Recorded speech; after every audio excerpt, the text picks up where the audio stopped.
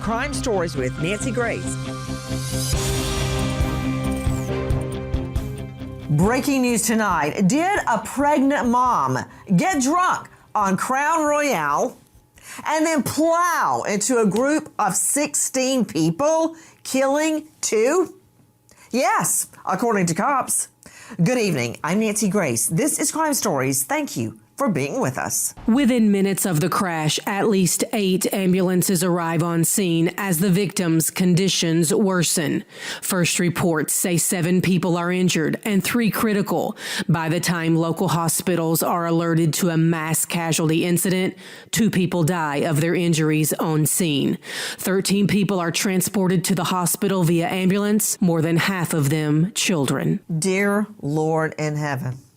Okay. I don't even know where to start. Have you ever seen the English teacher go up to the blackboard or green board and she starts dissecting a sentence? Okay, where do I go with this? Pregnant, mom of 4, prescription drugs, nearly empty bottle of Crown Royale in the car, slurred speech, 2 dead, 14 others in the hospital. There's just so many places to go. With me, an all-star panel to make sense of what we know right now, including a high-profile attorney who specializes in DUIs. I don't know how you do it. A drunk mom of Crown Royale, according to cops. She hasn't been proven guilty yet. But before I go to Ray Giudice, let me go to Erin Bowling joining us from Lansing. Multimedia journalist, WILX News 10. Erin, thank you for being with us. What happened? Who is this woman? Yeah, so officers say, the majority of the information we have on Ashley Monroe's background came from when the judge asked her attorney, is there any information you'd like us to consider when setting her bond? Now, her lawyer went on to say that she has no pending charges, she's not on probation, she's not on parole, she has no felony record, she has no misdemeanor convictions.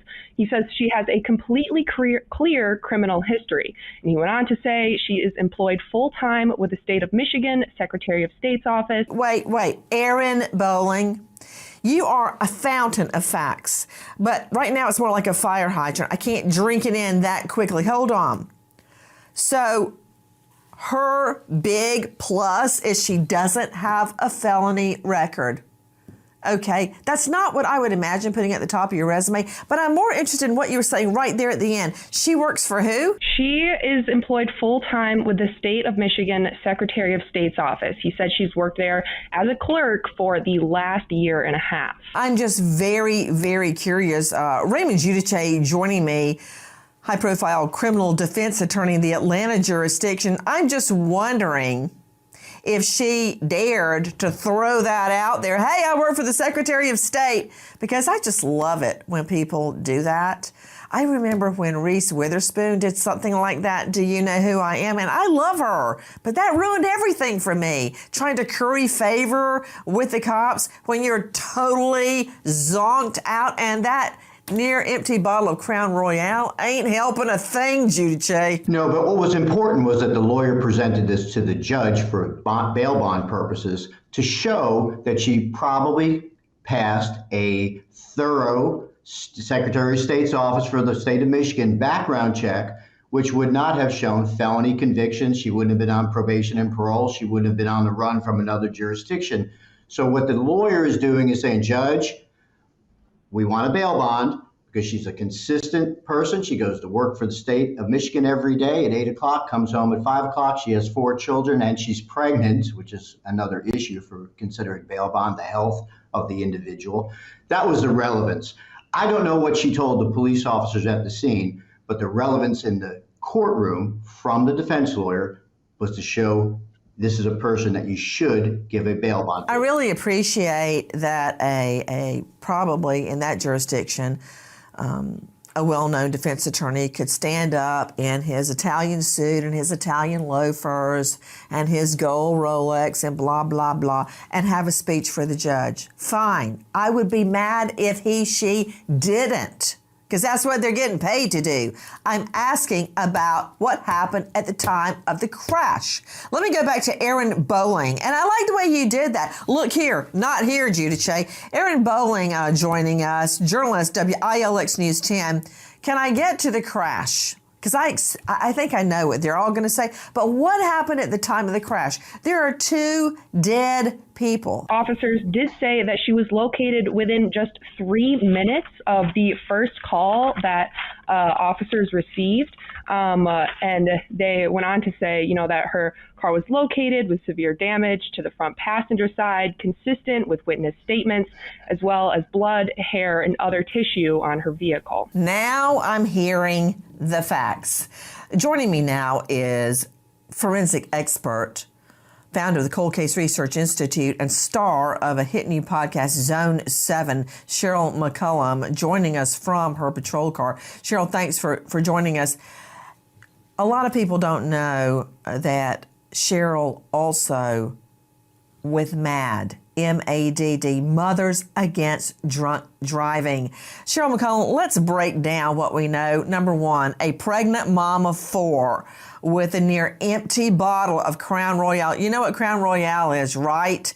Because I had so many cases, usually prostitution cases, where on every crime scene, there'd be an empty bottle of Crown Royale in the corner. Gin bottles and pantyhose. That's what would be left of the crime scene, and Crown Royale. A pregnant mom of 4 with a near empty bottle of Crown Royale slams into 16 pedestrians walking along the side of the road, killing 2. We've got 2 dead bodies and a drunk, pregnant mom. This is a family that was walking at 6:30. I mean, this isn't like it was 2 a.m. near some bar. They're walking to go to their grandparents' house. And when she hit that number of people, the evidence that's going to be on her car, you're going to have blood from numerous victims, hair from numerous victims, tissue from numerous victims. The damage to the front end of her car would be massive. And she left the scene. And I just want to make one other point. This crime did not start at 6:30. This crime started the minute she either went to the liquor store or somehow gained that liquor and started to drink it. That's when this crime started. Well, let's break it down a little bit more than that. Joining me also, in addition to Aaron Bowling, WILX, Raymond Judice from Atlanta, Cheryl McCullum, obviously out in the field. Dr. Bethany Marshall is joining us, renowned psychoanalyst from LA. And you can find her at drbethanymarshall.com. Her book, Deal Breaker, When to Work on a Relationship and When to Walk Away. Dr. Bethany Marshall, what Cheryl McCullum just said, and this is what someone like Raymond Judice would hate to hear in court. That's when his horns and his tail would pop right out, full of anger. But this is the truth. It's not just at 6:30 p.m. That's not when it all started.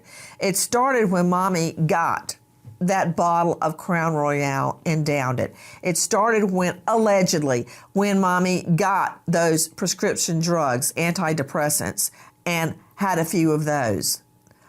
It's when Mommy got the key to the car and went to the car, walked to the car, opened the door, got in the driver's seat, turned on the car, put it in reverse, put it in drive, and hit the gas. It's each one of those steps which shows intent. That is why I have long advocated there should not be a differentiation between vehicular homicide charges and murder one charges. They both require intent. And of course, Dr. Bethany Marshall, you know that intent under the law does not require a long drawn out plan such as poisoning someone over a period of months till they finally kill over.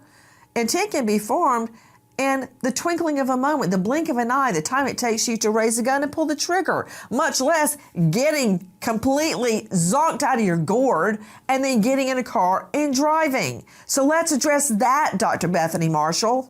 Let's backtrack even prior to what you're describing. This is not the first time this woman has driven drunk.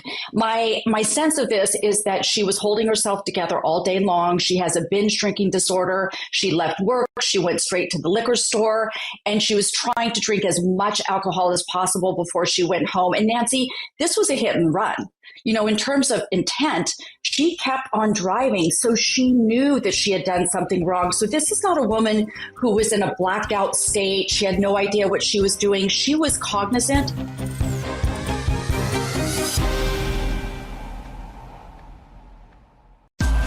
Crime Stories with Nancy Grace. Bethany, you and Aaron Bowling, too much, too fast. What did you say? She knew she was doing something wrong? You kind of glossed over that. She was very aware that this was wrong on multiple levels. Pregnant women should not drink. She has to go home and take care of her children. She hit multiple pedestrians, members of a family walking to their grandmother's house from the park, and then she fled the scene. This tells me, Nancy, that she was not in a blacked out state, that she knew what she was doing. When I first read this story, I thought, well, maybe she was blacked out and she had no idea. That is not true. She drove off the road, through a park, went across the center median, got back on the road again to continue driving. So this is intent all over the place. This is not a woman who had a conscience about the people she hit. Could you repeat that slowly? She drove off the road and where? Through a park, back on the road, across the center median, away from the pedestrians that she hit. An entire family walking on their way to grandma's house. This is a woman who knew exactly what she was doing. In terms of substance use disorder, we can guess that this woman has driven drunk many times. She has taken care of her kids while she was drunk. She has gone to the hospital for checkups while she was drunk. This is not a woman who drank for the first time then. This has been a long, long lead up, and I'm sure many people in her community know about her drinking problem, and I think they are just as culpable as her because she's pregnant. She got behind the wheel. I can't believe that her husband or her partner doesn't know, that her parents don't know, that the community doesn't know. So everybody is complicit in this crime, not just her. Got to establish some more facts before I go to Maroney. What about what Dr. Bethany just told us? And she's correct that this mom, a mom of 4, pregnant, allegedly drunk on Crown Royale found in her car, nearly empty. There's just a couple of little drops left at the bottom. Went off the road, through a park, back onto the road, and across a median. Guys, what more do we know? Listen. While first responders rushed to treat the victims, Clinton County sheriffs worked to locate the driver. 3 minutes after the crash, sheriffs noticed a car with significant damage to the front passenger side swerving off the road and over the center line. Once stopped, cops find hair, blood, and other tissue on the car. The driver identifies herself as Ashley Monroe. Officers immediately suspect alcohol may be a factor in the crash. On a Saturday evening, a large group of family is wrapping up their day at Looking Glass Valley Park in Waterton Township, a suburb of Lansing, Michigan. 8 adults and 8 children pack up and start the short walk back to their grandparents' home. The group of 16 walks along the shoulder of South Waucausta Road. Just before 6:30 p.m., an oncoming car plows through the family. Instead of offering aid, the driver takes off. Okay, what is Crown Royale? Okay, released in the U.S. in the 60s, a top-selling Canadian whiskey. Here's what somebody writes. By the end of the night, I was pretty intoxicated but could barely function. I had a hangover from Crown Royale. Okay, all I know is that this pregnant mom of 4 was 0.18. 0.18. The legal limit in most jurisdictions is 0.08, thanks to MAD, Mothers Against Drunk Driving. Oh, there she is. Ooh, rough night. Ooh, sorry, it wasn't night. It was still daylight. It was 6:30 when a family's plowed down on the side of the road. 16 people take a hit, 2 dead. Joining me now is a world-renowned medical examiner. Dr. William Maroney, medical examiner, toxicologist, pathologist, opioid expert, and author of American Narcan, Naloxone and Heroin Fentanyl Associated Mortality. And he has not only written about it, he's not just a talking head that talks about it, he personally has created a rolling opioid treatment facility. He is out there in the trenches fighting addiction every day, not just in the morgue. He's trying to change lives, not just figure out how people died. Dr. William Maroney, it's a real honor and privilege to have you on with us today. Explain to me what you can in Regular People Talk about this mom. There's important information to build on what Stephanie Marshall said. Number one, you don't reach that level of alcohol just once or early in drinking. It's drinking for years. Number two, when she says other people know that this person has this drinking problem, the failure in the system is her OBGYN doctor is not completing universal screening for alcohol and substance use. So her healthcare provider is failing her. Number two, she was hired into a state position that should have also screened her. So to say she's a state employee and she's responsible, they didn't screen her to catch alcohol and substance use. So there's multiple failures there.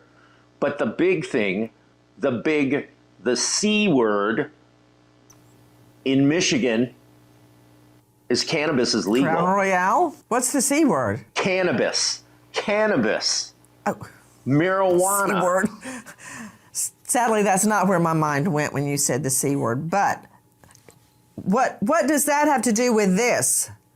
Marijuana. Okay, I know she's got a really high blood alcohol. They're not telling us it's marijuana plus alcohol. Everybody's smoking in Michigan. Everybody's smoking. We have incomplete toxicology, and the driving is so erratic here, it's more than alcohol. So we have to wait for an expanded toxicology panel. I don't know if there is cannabis in her system. Antidepressants, pharmaceuticals, not with Crown Royal. And they won't release her toxicology until we get to court. Oh, that is so smart. Did you hear that, Raymond Giudice? We don't have a full tox report, and he's right. We don't know everything that was in her system.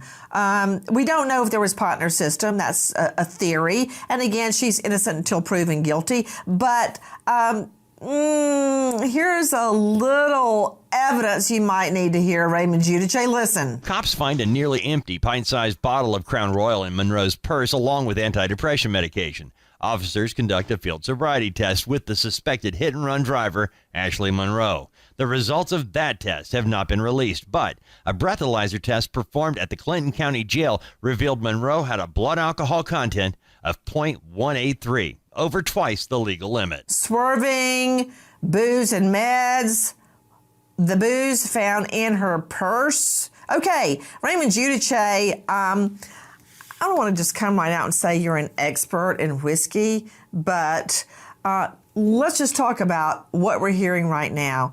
I'm hoping you did not come to air tonight with a flask in your pocket. I did not. It tells me something about her. Maybe I need to go to a shrink, but Dr. Bethany Marshall, but Ray, she's got a pint in her purse. And there's just a few drops left at the bottom. I don't know about the pot, but I do know that there were prescription med bottles in her car. So is kind of swerving along the road. Witnesses see her go into a park, back on the road, across the median. Got 2 dead bodies, Ray. Why should she be treated any differently because she's pregnant? That opens up the Pandora's box of fetal alcohol syndrome. I can't believe that Maroney didn't just come out of the gate with that. Fetal alcohol syndrome. You know what that does to children when mommy drinks during pregnancy? Well, Nancy, I agree with everything that was said by the doctor about the combination of this much alcohol with any type of painkillers, marijuana, antidepressants, Percocets. You can go down the line. It has a synergistic effect.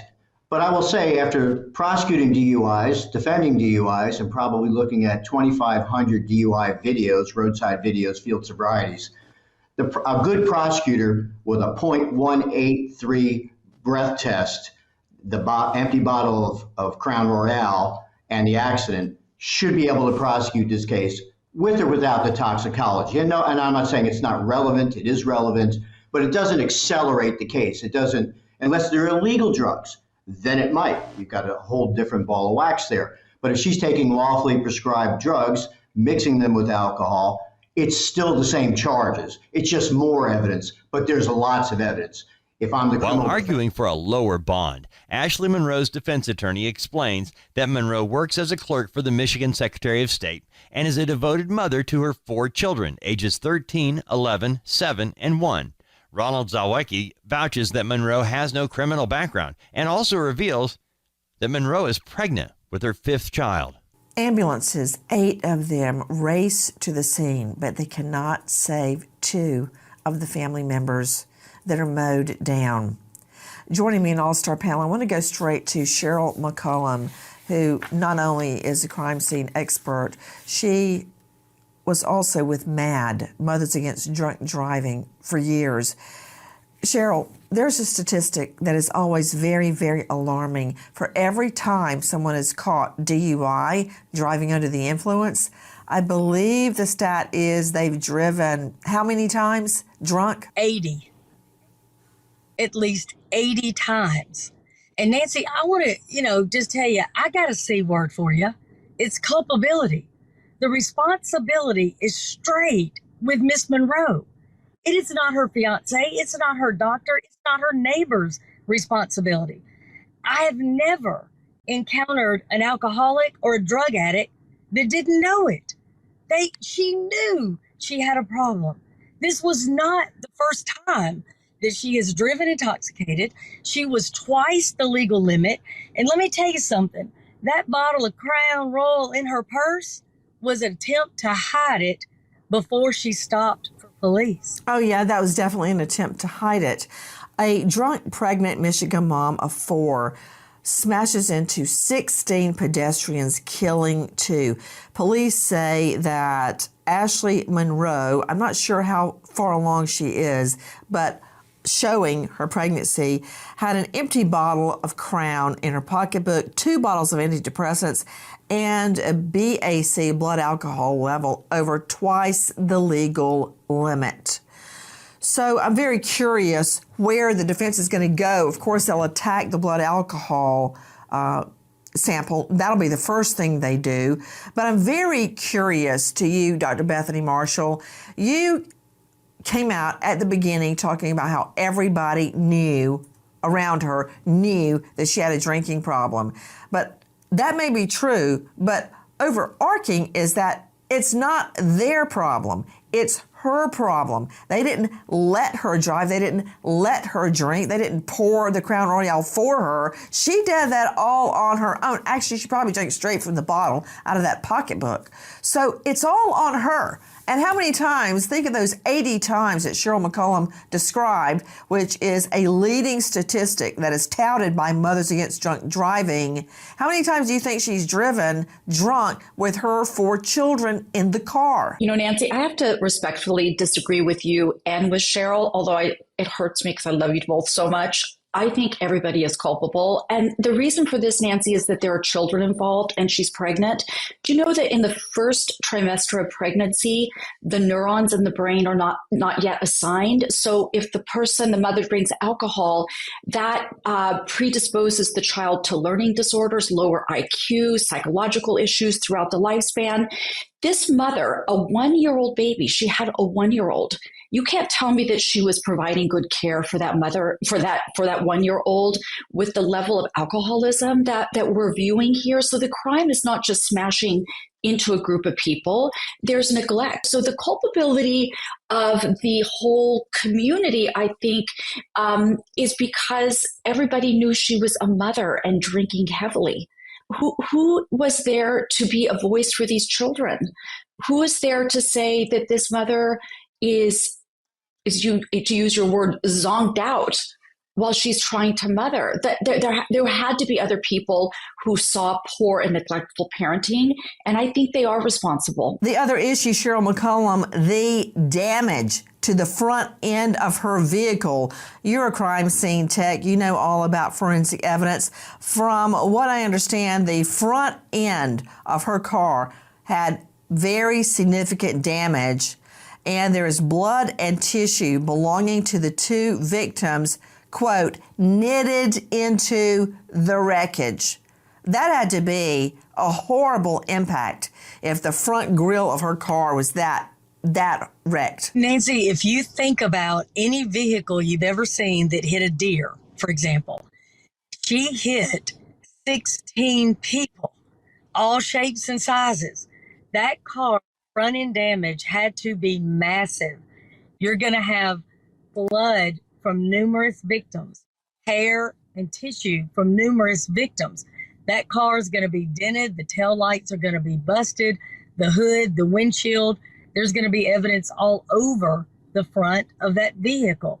And, you know, when you think about that scene and responding to that scene, it's a family, one family, and you've got somebody as young as 2 all the way up to almost 50, I think, and they watched 2 family members die at that scene.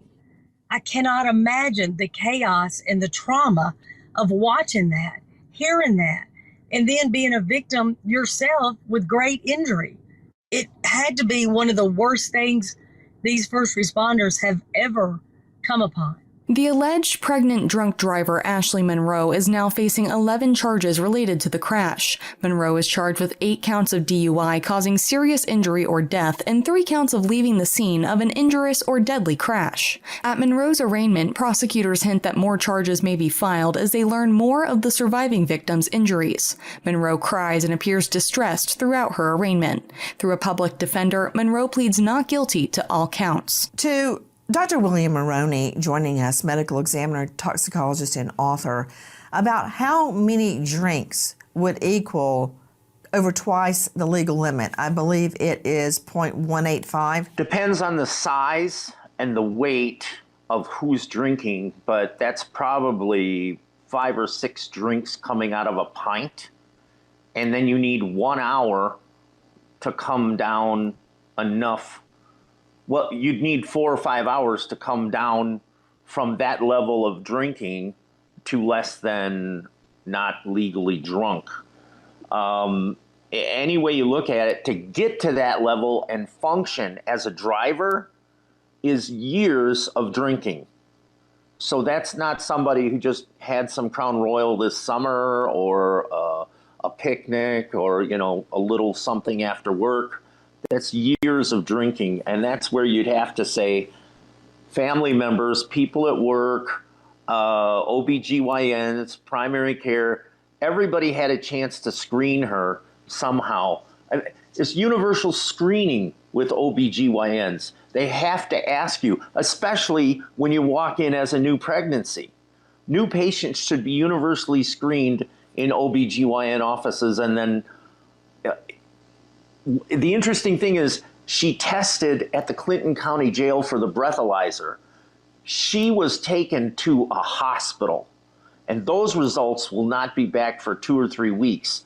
And that'll be a full, broad spectrum drugs of abuse And that's why they can't tell us what's in her. They can't tell us what the antidepressants are. Just because she had antidepressants doesn't mean they're hers. People swap and trade medicine all the time. What happens when you have the mixture of antidepressants and Crown Royale? Time-space dilation, misperception of speed, and blurred peripheral vision. So when she hit those people, she wasn't going 20 miles an hour. She was going 55 or 60. I drive through Clinton County. I've been there. It's a good EMS, good law enforcement, but addiction services, it might as well be Roswell, New Mexico.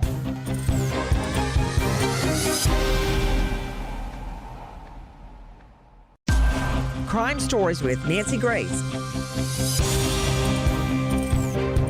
Guys, 2 people dead, an entire family mowed over by this drunk mom. To Raymond Giudice, you know what's going to happen at trial, right? As you sit there squirming while the prosecutor gets out 6 glasses, gets a bottle of Crown, and pours each one.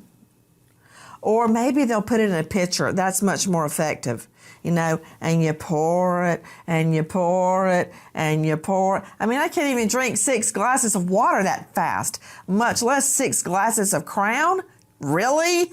Plus, we think the antidepressants were waiting for that full panel of what was in her blood to come back. That's what we're waiting on. Whoa, what do you do at a moment like that? Like, look at your fingernails, look out the window, play a little Candy Crush? Well, Nancy, when you have to sit through a bad case, you make sure that you, as you say, you focus on the evidence and your obligation to your client. But let me direct what I would do as defense lawyer. In Georgia, you have to be read what's called the implied consent law. Think of it as the Miranda rights for DUI charges. So was that breath test consensually given by her? Did the state get a warrant for the blood test? Look, these are the standard issues in any criminal defense case. What do you mean the blood test consensual? You think they chased down a pregnant drunk lady and threw her down and took her blood? What do you mean, was it consensual? Well, you know, we had the strap down chair here in Georgia until it was ruled outlawed by the Supreme Court. So did they forcefully take a test? Was she willing and consent? And was she read their state of Michigan's functional equivalent of the implied consent? Because you have a right to decline to take either a breath test or a blood test in a DUI case. But those are standard charges in every single DUI case, whether it's a misdemeanor first offense or a felony vehicular homicide with multiple accidents. These issues are going to be pre-litigated because I want to get that breath test out of evidence so the good prosecutor can't set up the 6 glasses or the pitcher or the pint of Crown Royale. I mean, I know that's coming. That's what a good prosecutor do. Let me just say, most prosecutors in this, their biggest problem in this case is to not overdo it. You know, don't O.J. Simpson it as the prosecution. Keep your eyes on the ball. Well, right there, I disagree with you. I wouldn't call it an accident, Ray. You know how I feel about that. This is a crash. This is no accident. I don't mean accident. I know you're going to characterize it as an accident, but hey, you know what? This is by far the first time that children have been mowed down by a drunk driver. Does the name Tyler Phillips and his sister, Crystal Randolph, both of them were 13 years old at the time, were walking down Granny Road, and they were headed to their residence. They were walking southbound in the bike lane when an unknown vehicle struck Tyler. A 13-year-old was killed, taken from us too early. The devastation that has hurt the family, words cannot explain. We need people to come forward. Waking up every morning not seeing my son hurts, so please come forward. Please. Christmas is not going to be the same without him. And who could forget the name Ethan Couch, a.k.a. Affluenza Ethan Couch was just 16 when he killed 4 people and wounded 9 others while he was drunk, on drugs, and speeding. His attorney said it was his parents' fault for never telling the boy no, never having any consequences for his actions. It was called affluenza, and the judge bought it. Couch is sentenced to an unspecified rehab facility at his parents' expense. The time he had to stay, also unspecified, for killing 4 people. And he still didn't follow the rules. I mean, does it ever end? I've got stacks of paper here, and all of these, as we call similar transactions. Drunk drivers mowing down children on the side of the road, mowing down pedestrians that are just walking along the side of the road. Affluenza teen mow down a Sunday school teacher. It just goes on and on. I mean, how do you stand it, Cheryl McCollum, when you were working with MAD, Mothers Against Drunk Driving, day after day after day? A so easily avoidable homicide. Nancy, because the lives of these victims mattered. And you have to fight every day, because even though we have Uber and all these ride shares and Lyft, people still make the decision to get in their car intoxicated. So we have to get up and do it every day. There's no choice in order for, this crime to be reduced in some way, if not stopped. It's 100% preventable. 100%. Stay out of the car. That's all you got to do. Prosecutor Deborah Martinez asked the judge for a $500,000 bond, saying that had first responders not arrived so quickly, there could have been additional victims. Martinez argues that the sheer number of victims should constitute a higher bond, adding that the state believes Monroe poses a serious risk to the public. Judge Michael Clarizio agrees with Martinez, doubling the requested bond to $1 million. They did their sparkler exit where everybody lines up and lights sparklers and they go underneath. She was the happiest I've ever seen her in her life. They got on the golf cart, they left. 10 minutes later, we went to our Airbnb, which was before theirs, so they were still traveling. I started hearing sirens, and literally I looked at my daughter and I said, something happened to Sam. I knew something happened to Sam. Something did happen to Sam.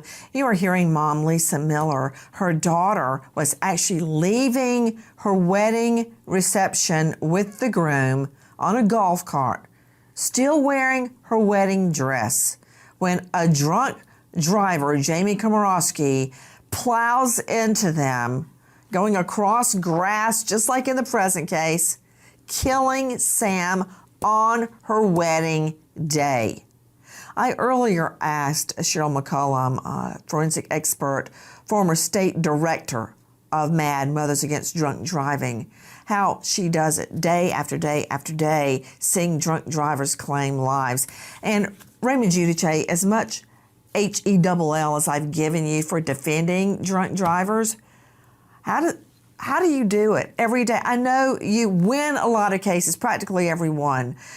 But how do you do it? Take that toll it must take, knowing your client was completely drunk and claiming a life. Well, Nancy, part of the problem is that often, as both of our doctors have pointed out, the defendant may not be the Al Capone type criminal that we so assign to, homicides. Most of them are basically, in many parts of their life, good, productive citizens with a substance problem. Abuse of the substance.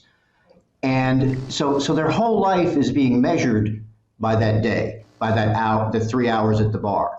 And it's tragic because they're often just like this individual. They don't have a criminal history. They have children. They go to a job with the state of Michigan. They pay taxes. And now they're being prosecuted for a type of homicide violation. So they deserve the best. Listen, we have great prosecutors in the state of Georgia. I don't win every case. I wish I did. Good folks like Cheryl and MAD. When I was a baby prosecutor in 1985 here in DeKalb County, Georgia, the legal limit was 0.12. It's been reduced by a third, and it's been reduced by greater amounts for tractor-trailer drivers, commercial drivers, and young adults. So MAD's done a great job. I'm a citizen of this community. I don't want anybody I know, love, or care about to be harmed by a drunk driver. Ray, what you said is a dichotomy that I could not afford as a prosecutor. Yes, I know this is a mother of 4. You think she wants to be separated from her children? You know what? You might as well just put a stake through my heart. than take me away from John, David, and Lucy. You think she's happy behind bars, pregnant, away from her other 4 children, thinking about what she's done? We haven't even said the names Jonathan Esch and Daniel Harris. They're dead. But in my world, in order to focus on the facts, I can't feel empathy for the drunk mom. I can't. I have to look at the facts. And the facts are, as much as this is a tragedy for her, she will live. Her children will live. Jonathan Esch and Daniel Harris will not. And their families will have a life sentence without them. I do not envy this jury, and we wait as justice unfolds. Right now, we stop to remember American hero Sergeant Richard Mendez, Philly. Sergeant Mendez shot and killed at the Philly airport, 23 years with the force. Now awarded posthumously the Purple Heart and Medal of Honor, survived by grieving wife Alexandra, daughter Mia. American hero, Sergeant Richard Mendez. I want to thank all of my guests, even the ones that I fight with, for all of their knowledge, their expertise that they bring to us every night. But I want to especially thank you joining us here at Crime Stories as we all seek justice. Nancy Grace signing off. Good night, friend.